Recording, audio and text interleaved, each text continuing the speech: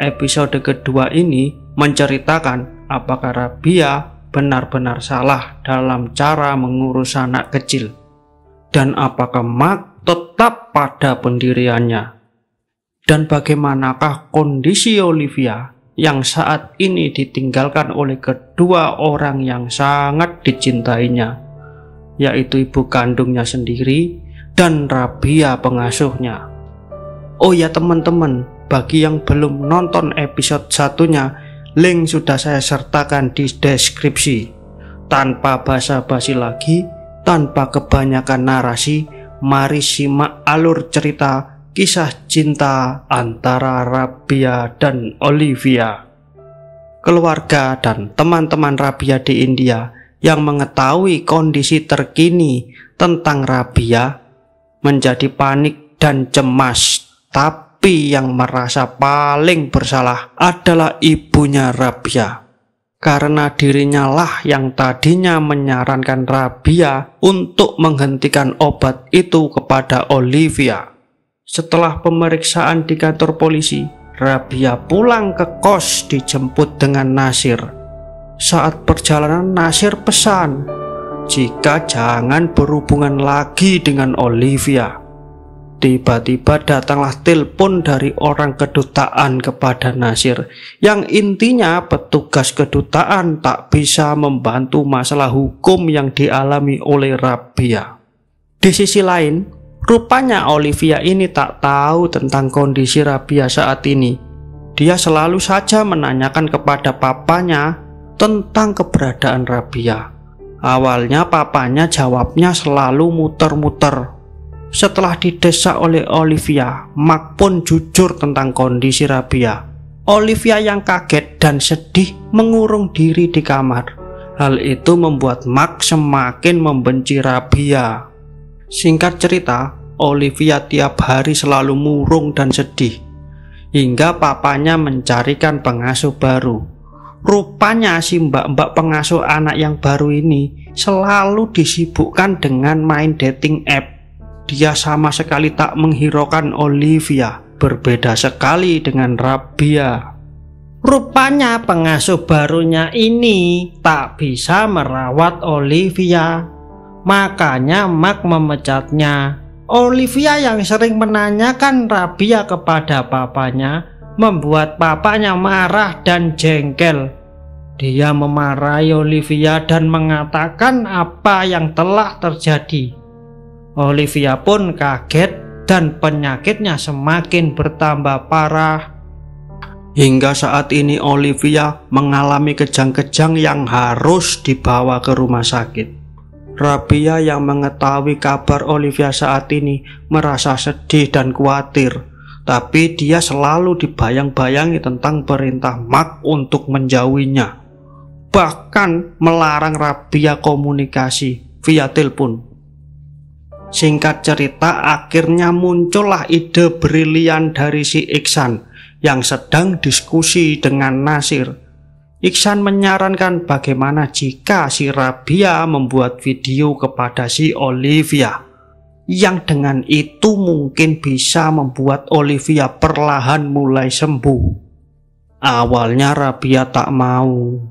Setelah si Iksan dan si Nasir terus memaksa dan kekhawatirannya terhadap kondisi Olivia saat ini, akhirnya Rabia mau. Video telah selesai dibuat dan langsung saja video itu langsung sampai pada Mark. Mark yang sudah kadung benci sama Rabia menghapus video itu dan tak menunjukkannya kepada Olivia. Nasir yang mengetahui jika video itu tak sampai ke tangan Olivia, dia langsung bilang pada Iksan. Nah, kelebihan si Iksan ini, dalam kondisi yang terjepit, ide-ide cerdasnya serka keluar.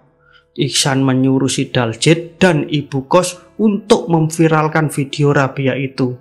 Tak berselang lama, komunitas India di Kanada juga memviralkannya. Hingga seluruh warga Kanada pun memviralkannya. Video itu pun sampai kepada keluarga Rabia di India, sampai juga kepada Pak Dokter yang memberikan obat penenang itu. Dan video itu pun juga sampai kepada Bu Dokter yang merawat Olivia saat ini. Nah, Ibu Dokter ini yang memperlihatkan videonya kepada Olivia. Olivia perlahan demi perlahan mulai sembuh dari kejang-kejangnya. Dari sinilah akhirnya Ibu Dokter memanggil Mark dan menanyai tentang Rabia itu. Karena Olivia setiap hari selalu memanggil-manggil nama Rabia. Maka Mark pun bilang yang sesungguhnya. Dan Ibu Dokter ini pun mulai paham. Bagaimanapun, Bu Dokter adalah seorang wanita yang juga sebagai ibu. Jadi dia sangat mengerti kondisi psikis yang dialami oleh Olivia. Beberapa hari lagi sidang akan diadakan. Keluarga Rabia di India melakukan doa bersama. Karena banyak juga warga India yang melihat video itu. Mereka bersama-sama kompak mendoakan untuk keselamatan Rabia. Akhirnya sidang pun dimulai. Karena Rabia yang miskin tak mampu membayar jasa pengacara, maka dia hanya ditemani oleh Nasir, Daljit, dan Iksan selaku walinya Rabia. Di sana juga ada Pak Dokter, Bu Dokter, dan papanya Olivia sendiri. Saat Rabia menjelaskan di persidangan, dia mengatakan tentang kronologi yang sesungguhnya. Seluruh peserta sidang pun menangis haru, terutama Bu Dokter ini. Tapi hanya 2 orang yang tak tersentuh perasaannya. Karena bencinya kepada Rabia, dialah Mark dan Pak Dokter.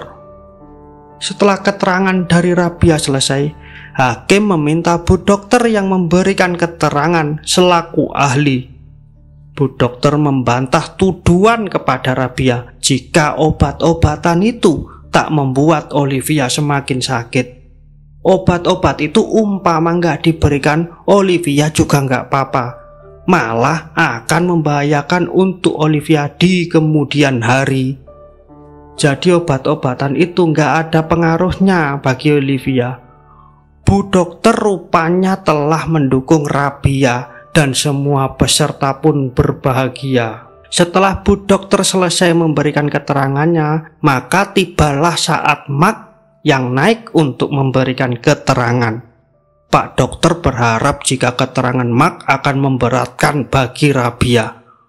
Rupanya dalam keterangannya, Mark mengakui bahwa dirinya telah salah sangka dan keras kepala karena telah menuduh Rabia. Saat ini Mark sudah tak ingin Olivia semakin sakit lagi. Jadi apapun keinginan Olivia akan dipenuhi oleh Mark, termasuk bertemu dengan Rabia. Akhirnya Mark juga meminta maaf kepada Rabia.